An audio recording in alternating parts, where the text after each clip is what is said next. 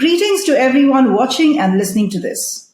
Welcome to CHEZUBA Talks, a podcast dedicated to sharing compelling stories of hope, determination, and humanity. Did you know that around 50 million people worldwide have epilepsy, making it one of the most common neurological diseases globally? Epilepsy is a chronic, non-communicable disease of the brain that affects people of all ages, often causing mental issues and stigma to the patient. Hello, I'm Tej, host of CHEZUBA Talks, and with me today is Natalie Boehm, founder of the nonprofit Defeating Epilepsy Foundation. Their mission is to provide advocacy and educational resources needed to the epilepsy community and society. Welcome, Natalie. Thank you for being on our show. Thank you for having me as a guest today. Natalie, could you briefly explain this neurological aberration and the general challenges faced by epileptic patients? Epilepsy is a neurological disorder that affects, in my country in America, 3.4 million people and close to 65 million people worldwide. Epilepsy can be caused for a number of reasons. It can be due to a genetic mutation of the brain, a traumatic brain injury, complications after stroke, brain tumors, but there's a lot of times when people don't even understand why they start having seizures and doctors aren't able to give a specific diagnosis for the causes of seizures. The challenges that many people with epilepsy face is not just having seizures themselves, but the medication we're prescribed to control seizures. It suppresses our central nervous system. They're known as anticonvulsants, which slows down the brain activity. And it's because of those medicines, we have a lot of mental problems such as anxiety, depression. People can develop post-traumatic stress disorder due to complications they may have. So it becomes a very complex condition. And also epilepsy is known as a comorbid condition because there's many people who have epilepsy who are also battling conditions such as autism and cerebral palsy. So in a situation like this, everyone is their own unique case and has to be treated in a different way. A general question again. When somebody sees somebody having a seizure, what is the first aid that should be given? Is it something that an ordinary person can help? Yes, one thing we are doing through our website at www.defeatingepilepsy.org, we have under our community resources seizure first aid posters in both English and Spanish, and we encourage people to reach out to us. We do provide seizure first aid training. If you see somebody have a seizure in public, one of the most common ones people see is known as a tonic-clonic seizure, and if they fall and stiffen, it's best to turn them on their side and put something soft underneath their head to make sure they don't injure their head and start timing the seizure. If they're having a seizure for 5 minutes or longer, if they repeat, if it's the first time they've ever had one, if they're pregnant or they've injured themselves, that's when it's time to call for emergency help. Now, there are sometimes people have seizures and they last only a couple minutes and medical intervention isn't necessary. But it is important to stay with somebody when they're having a seizure to make sure that they don't sustain injury. Some people have seizures such as absent seizures where they just stare off. They look like they're daydreaming. And then there's some situations where when I was younger, I had what are called complex partial seizures. And I would lose consciousness, but I didn't look unconscious. I would mutter, I might stutter around. I looked like I was under the influence of something, is the best way to describe it. And I could not comply with an order. I would not be able to follow directions. So it's in situations like those where people don't expect that when they think of a seizure, that it's important to know these things so that we can make sure that the person having the seizure doesn't injure themselves and gets the help they need.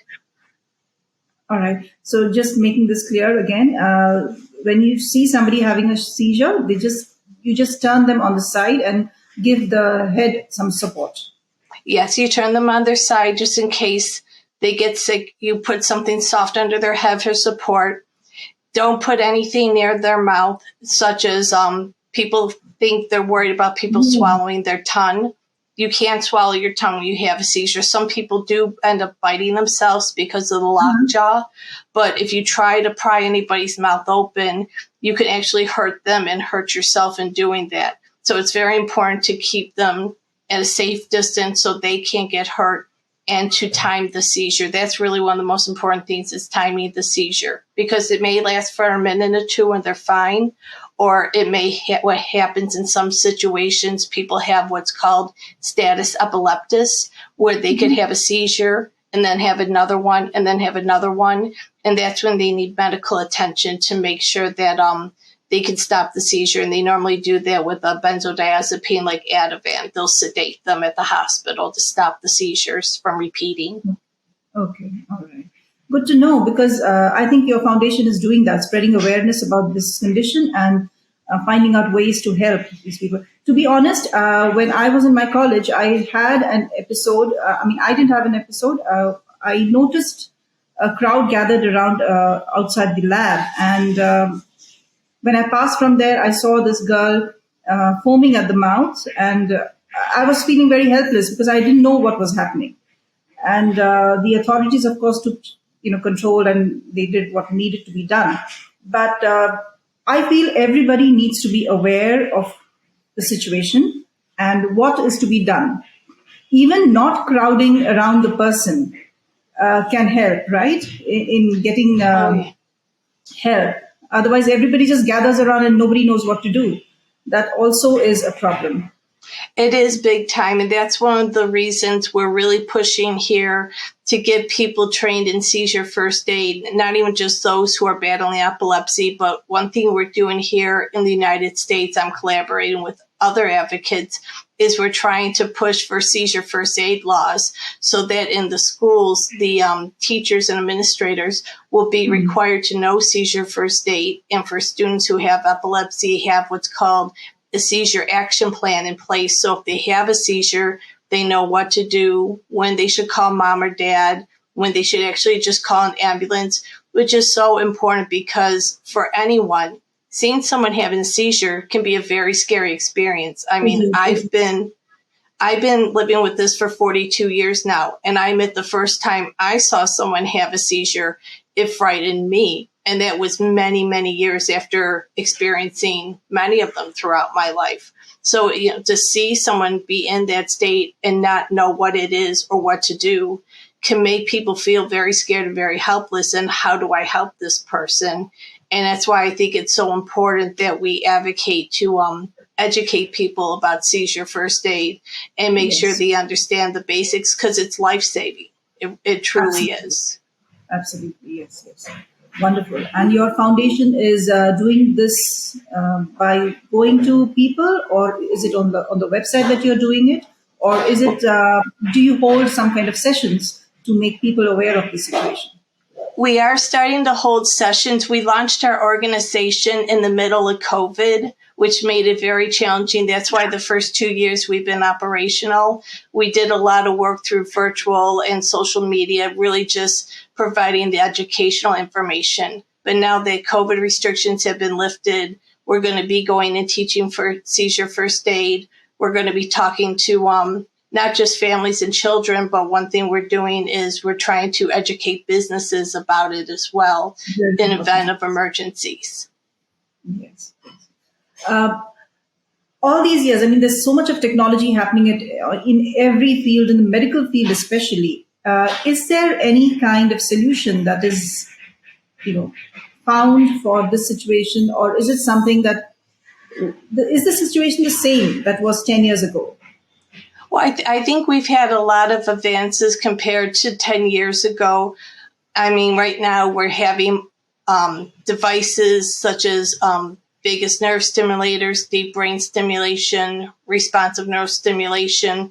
These things help people where medication is not enough.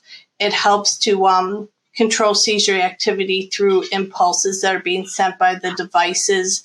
We're now having more opportunities to learn more about the brain when it comes to somebody, let's say they need to have brain surgery, where years ago you did a standard EEG or an MRI to see where there was damage. Now they have advanced EEGs, are known as stereo EEGs, and they drill small holes about 1 millimeter in different parts of the skull and put wires through. They do this under sedation. A neurosurgeon will do it.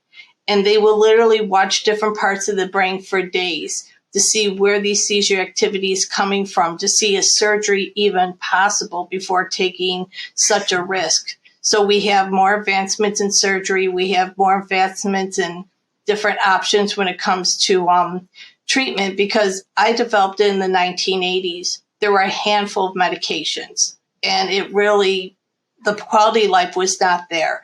Where now with what they're able to do, slowly the quality of life is improving. We still have a lot of work to do. We really do, because the complications we've had here in the American healthcare system is they will look at it from just one point of view. It's get the patient on medication or a combination of treatments and get the seizure stops and we're good. That's only one piece of the puzzle.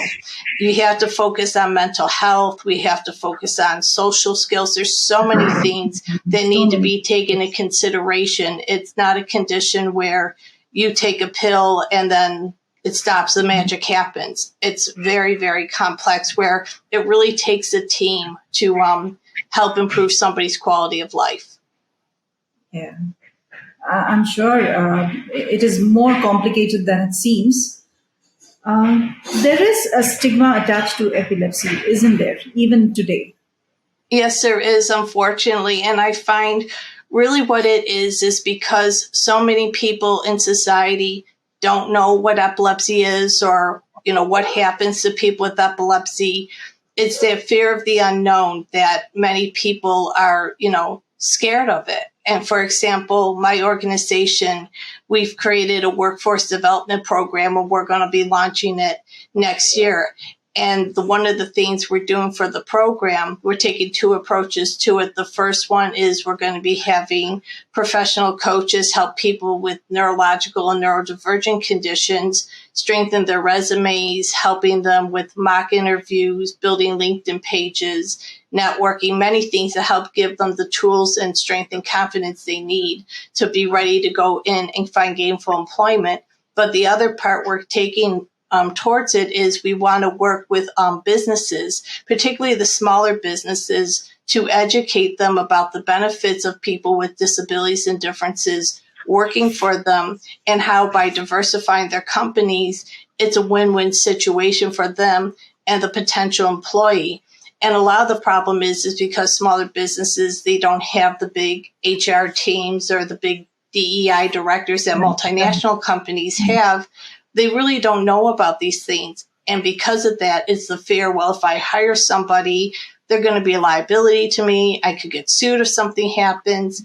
And we want to teach them. For example, I had a gentleman who acknowledged to me he would feel uncomfortable hiring me. And I said, well, you have a valid argument but now, 20 years ago, it would make sense. I go, but think of the advancements we have in technology now. I go, let's say you wanted to hire me for administrative work. I don't even have to come into the office. I can work from home. I could send you my work through Dropbox. We could meet on Zoom. So you could diversify your company. And by making that one simple accommodation of letting me work from home, it makes my quality of life easier and makes me be able to contribute to society. And you're showing you're making a difference through your company. So I think it's just really getting the education out there to people, which is really going to lay the foundation to create a positive change. Right. It basically requires a change in perspective. It requires a larger and more wide view of employment, so to say. Yes. And I think, the one thing that is working in our favor that I have found, because my background, I have my master's in business administration, strategic planning. And one thing that really makes me happy is I've seen organizations like Harvard Business Review and other academic organizations are really starting to advocate through research the importance of bringing people on who have disabilities and differences. Harvard wrote an article about the competitive advantage of having people with disabilities on, the workforce. And they used an example of a gentleman, he was on the spectrum, and people said, he wears the noise covering headphones. He's always checking his shoelaces. He really isn't talkative much. So, they said, okay, he comes off socially awkward. He was the top producer on his team. He was a data analytics and was the superstar of the team. And it shows that even though people may have challenges in one area, a lot of times they gain strength in other areas to make up for where they may have those challenges. And they're showing more and more that people with disabilities and differences may need accommodations, but they're some of the most loyal employees. Many of them have above average IQs, are good with hands-on skills, are good critical thinkers, because they've had to learn how to take, task on from a different perspective because of their challenges. And I also believe when you have somebody like that in your team, it helps you be more empathetic. You also develop as a person because you know absolutely. That. Yes, I'm sure that is a big benefit that most employers are realizing now. Yeah, because I think a lot of people, I don't want to say they lack empathy or compassion, but I have found some of the most passionate people who have worked with me, it's because they're either dealing with it or they have a loved one who's dealing with it. And many have acknowledged to me that, before I didn't really understand what was going on, but now that I see my loved one going through it, I can't imagine what it's like. It's an eye opener. And I hope, and my goal is as wonderful as it is that people have empathy, I don't want to see anyone be in any negative situation for them to decide, oh, maybe I should help people. I think it's really important now that more than ever that we learn to have empathy and compassion for others as human beings. And I've tried to take different approaches to that with working with families and working with adults who are battling this, but also talking to business owners and saying, you can have empathy and be part of your community and take part. I said, practicing corporate social responsibility, getting involved with local, organizations in your community, just taking those few steps. Not only does it look good for your company, but you're making a difference in somebody's life, that should be a wonderful feeling. Money shouldn't be the reason to do it. It should be the community you're working in that you want your business to survive in. You want everyone around you to be doing well. We all have to work together to survive. Absolutely. I'm sure that feeling is more precious than the actual outcome. I wish more people would realize that. Absolutely. Natalie, tell me, this foundation has you as its founder and head. Do you have other people to support you, to help you? I have I have board members. I have 4 board members who are helping with advising and networking, and they've been a big support to me these past couple of years. And then we also have a number of volunteers. What I did to help in the beginning with COVID, many of the university students need to do over here charity hours, or they have to do some type of research volunteering to prepare for graduate school. And I found a lot of students who were pre-med, pre-dental, psychology majors to learn about epilepsy, to do research, or to help with making infographics to get information out about epilepsy. And I found that I had a handful of students who are still with me, who have stayed on, who really have just such big hearts and really want to help the community and help it bring their career to the next level. So it's really wonderful when I can find students and other people who really want to learn. And another thing we've done is we have our main YouTube channel in English, but we've created 4 more. They're in English, French, Chinese, and Arabic. And we're translating our presentations from English over to these languages. And I can't tell you how many people I've started to meet now on a global level who are helping us. And their stories are just amazing. They're just either professional translators, or one is a student. She's visiting here from mainland China's in school, and she's excited to see that people are going to learn more about it. We have a gentleman in France who has a son with epilepsy. So I have a lot of people who, they have a loved one dealing with it, and they're saying, well, this is almost their way of healing and learning and helping their loved one face it. So we've had so many people from different parts of the world approach us and encourage us to continue our work and help us in every way they can. That's wonderful. So nice. Actually, when you are nice, I believe you have nice people coming to you as well. You attract nice people. Yes. We've been very, very lucky. We knew it was going to be a challenge already to launch our foundation with it, helping an underserved community, and especially in the time of COVID, just not being able to get out. But, I said to myself, this is the time to take advantage of the technology. And if I can't be in person, what tools can I put together? What can I start with to just help people at any level I can? And it's been really a very amazing experience. Very rewarding, I'm sure. Lovely. That's beautiful. Thank Natalie, you. what is the one single thing that you need right now? It could be tangible, it could be intangible. Really, more than anything, I would love to get people involved with our projects, to have either companies come on and sponsor or take part. How can we create a win-win situation? For example, with the workforce development, it would be wonderful to have people sponsor, but also if they can volunteer services in any ways and helping, coach people through things, volunteering their time on with us, giving any type of advice and helping us to strengthen this and to expand it. Anything like that is beyond appreciated. All right, Natalie, tell me, I've read somewhere that dogs can sense when a person can get a seizure. Is that true? Yes, it is. There can be dogs that are trained to detect when someone is having a seizure and can do things such as trying to get under their head to make sure they don't sustain or do not sustain any injuries.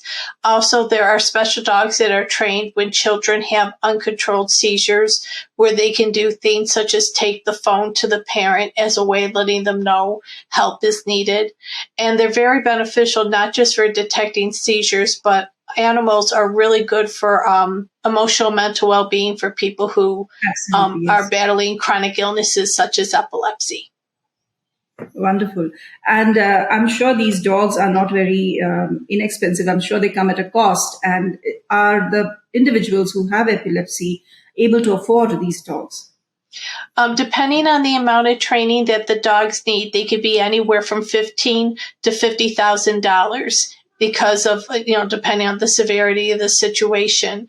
Many families cannot afford that. They will have GoFundMes, or they will find organizations to help them get grants or to sponsor. So it can be very challenging. There's a lot of times there's somebody who truly does need a dog, and unfortunately, due to financial situations, they can't afford to get one. So a lot of times what they'll do is adopt an animal and have it trained to be more of an emotional support animal.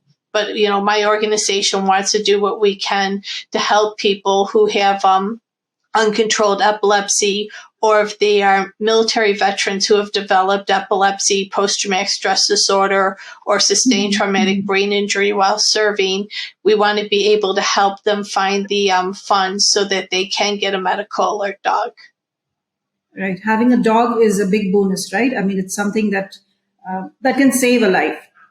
Oh, absolutely. It really can. It can help prevent injury, like I said, and finding who they need to help get help from them.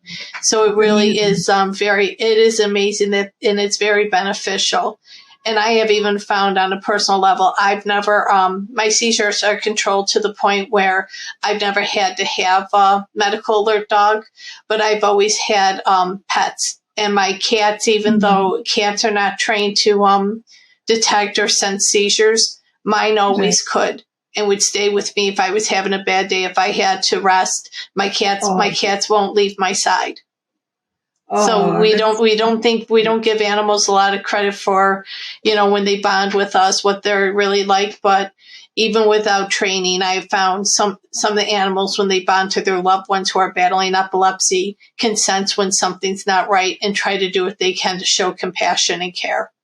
Yeah, they deserve a lot more credit than they actually are given, actually. I have two Absolutely. beagles, and whenever I'm feeling low, whenever I feel, upset with something, I just play with them a little while, and it's just uplifting, it's just fun to be around them, and I feel immediately calm.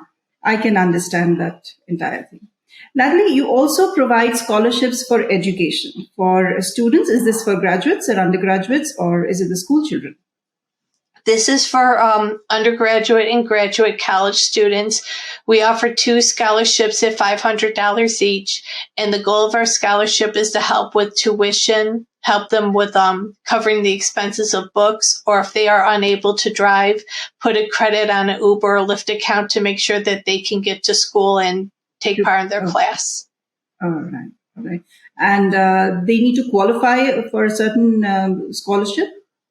Yes, they have to have a 3.0 GPA or higher, and they have to write a 500-word essay, get letters of recommendation, and then send a verification of their diagnosis. But we've had some wonderful students.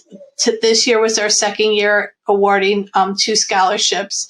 And the students who have applied so far have been amazing. And I can't be more proud of them to see that there are students out there who are not allowing their epilepsy to get in the way of what they want to do with their lives.